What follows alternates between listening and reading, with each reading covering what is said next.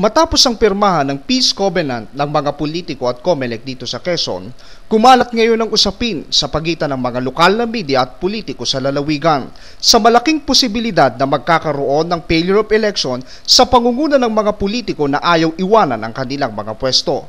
Ayon kay Hobart Dator na tumatakbo sa pagka-gobernor, nananawagan siya sa national government na gawa ng aksyon ang nasabing problema. Ako ay nanawagan sa Pangulo ng Bansa na magkaroon ng independent body na kung saan yung private and public